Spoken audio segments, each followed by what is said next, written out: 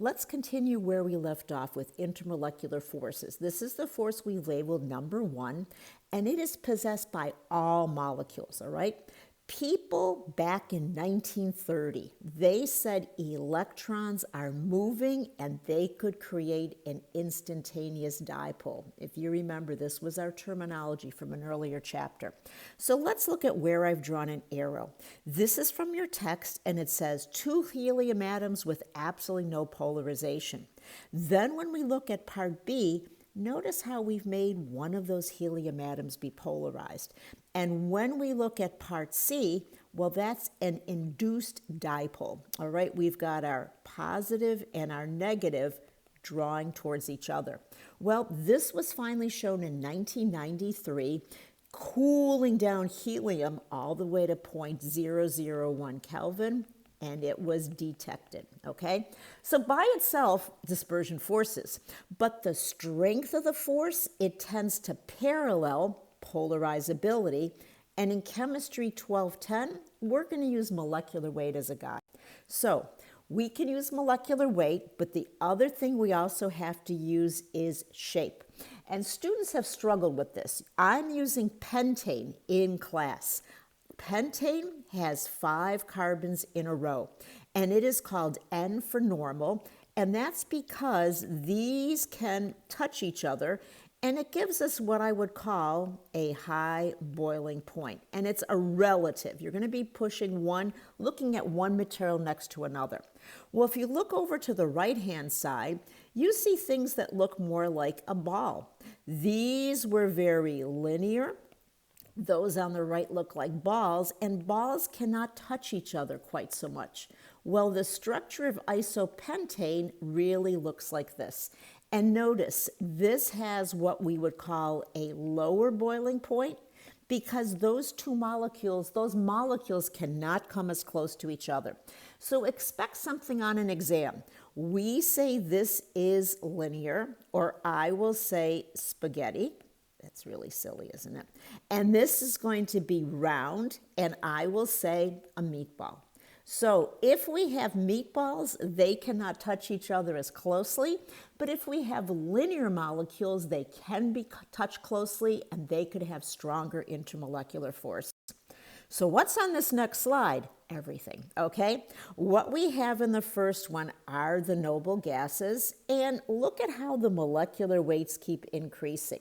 Well, as the molecular weights increase, the boiling points also increase. That's where we mean there's a comparison between molecular weight and something like a boiling point. If I now go to my halogens, as I move from left to right, you see that they are having higher molecular weights, and you see that the boiling points are also increasing. Fluorine is a gas, chlorine is a gas. The forces become so strong in bromine, it's a liquid, and in iodine, it even becomes a solid. Well, you can play this game over and over and over. We have methane here, we have ethane here. If I compare those two boiling points, the higher molecular weight has a higher boiling point, and I can also play the game by putting in different halogens for one of the hydrogens, and we'll see the exact same trend. Again, molecular weight and boiling point parallel. If we were being more correct, we would say polarizability, all right? The second kind of intermolecular force is a dipole-dipole interaction. And look what I have here. I say that's between neutral polar molecules. Well, they'll contain one of these elements, and if you recall, there's often lone pairs of electrons. And that is what's going to give these neutral molecules a dipole moment. These forces are only effective when they are very, very close together. Take a look at your textbook. That's the latest picture they have for neutral molecules. But the one that I want you to really remember, hint, hint, may occur on an exam. Look at these molecules. We have propane, which is only carbons and hydrogens. We have dimethyl ether, which is carbons, hydrogens, and oxygens. And we have acid aldehyde, again, carbons, hydrogens, and oxygens. And then we have acetonitrile, which has both oxygen and nitrogen present. Well, as we tend to have a larger dipole moment, what we also see is an increase in boiling point. These weigh just about the same. What I always like to show students when I'm talking about this section is I can replace this hydrogen, and that's essentially what happens. We can put in an aldehyde where we have the CH3, and we have replaced the hydrogen with an aldehyde functionality. The dipole moment's gone from 0.1 all the way up to 2.7. I can't do every example here on this video, but please practice through your homework so when you take your exam and you see a molecule, you'll know how to analyze it. What else do we have? Well, here's a little bit more about that. Notice I have my oxygen, I have my chlorine, I have my aldehyde, I have my nitrile. Notice how all of these have an enhanced dipole moment and an increased boiling point. What if I were to choose these three molecules? I left their masses out, which was not right. But what I will do is direct you towards their dipole moments, all right? This is a parallel to NH3. This is a parallel to H2O. This is a parallel to CH4. Why did I say that? It's because these elements sit in the next period of the periodic table. Ion-dipole, that would be the third type. This is where we actually have ions present. And you don't see this until chapter 13, but you'll remember Na plus and Cl minus happened in chapter 4 when we put sodium solid in water. And I pulled this picture in because, again, I wanted to make the point that there is something called an ion-dipole force. I've seen it in both cases. I've seen it as part of the dipole-dipole. I've seen it as an ion-dipole, but definitely ion-dipole is stronger than a dipole-dipole. The last force in this, it's my silly little thing, is hydrogen bonding, and there they are bonding over a campfire, okay? So it's a very unique interaction, and you simply must have these bonds present in the molecule. Think DNA, as I don't think I put it here, but DNA has this. Two major impacts of hydrogen bonding.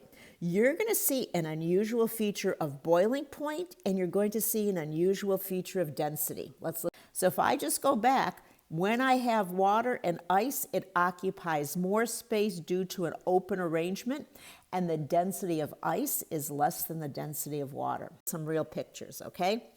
Here I have my DNA. Well, I don't have DNA. I do have water and I do have ammonia. Water is bonded to two hydrogen atoms, and since it has that hydrogen atom, it can be attracted. That is the red line of hydrogen bonding, and that will give it, we look over to the right, a higher boiling point. So here is water, there is its boiling point. And again, it simply does not fit. If I look from left to right on this graph, I'm increasing molecular weight. Theoretically speaking, water should be lower, but water is indeed higher. Same thing happens with ammonia. Again, that's why we had so much in these earlier chapters. We need to talk about these concepts, and you need to know what these things are so you can grasp these concepts. So once again, there is my hydrogen bonding. And there we have ammonia. It's not sitting where it should based on molecular weight, just like water is not. Well, when people noticed this, that's where they came up with the idea of hydrogen bonding. If you think of DNA, there's DNA, and you can see the hydrogen bonding that helps form the double helix. Finally, something interesting, okay? The other thing that happens is when something like water freezes, and water can have hydrogen bonding, what happens is you get a structure here to the right where hydrogen bonding forces in the solid state the molecules further apart. So when you have liquid water, it's just taking the shape of the container, But when you make ice, the rigidity, the force of that hydrogen bonding, it forces the molecules apart, and the density is going to be different than that of liquid water. Finally, I wanted you to think hard, get some insight. How can you determine the strength of intermolecular forces? First of all, dispersion forces are all substances. Here I have my London. It's every force. And identify forces by considering a composition and also a structure. You heard us talk about the iso versus the normal, and they will manifest themselves in physical properties. So I often tell students, make a list. Start putting things down. Like here we have CH3H4 methane. Here we have CH3OH. Well, what we're going to see is a dipole moment, but we'll also see in methanol, we'll also see some hydrogen bonding. So that's your job. Look at some structures, identify their forces, and then make a parallel to what's going on in the real world. I'll be honest, things are really much more sophisticated. We're only in chemistry 1210, but the effects are definitely not additive, but they're a weighted average. You saw in chapter 8, HCl in the gas phase, it was only 17.7% ionic. I mean, water, we have different things. HCl is a strong acid in water, but in the gas phase, we learn it's not just one type of force. So when I worked in industry, we made polymers, and we had to design them from different monomers. And we knew there was a weighting of London, dipole, and hydrogen bonding, and alpha, beta, and gamma. So chemistry 1210 is a very simple look at intermolecular forces. When you get to a higher level of Gen Chem, I tend to put the energies in. You know, I really do. And I often will try to talk about what are the species. We do not look at the energy formulas, but look at R, it's in the denominator. And as you know, as the denominator gets larger, the value is going to get smaller. And that's where we talk about the strength of the forces.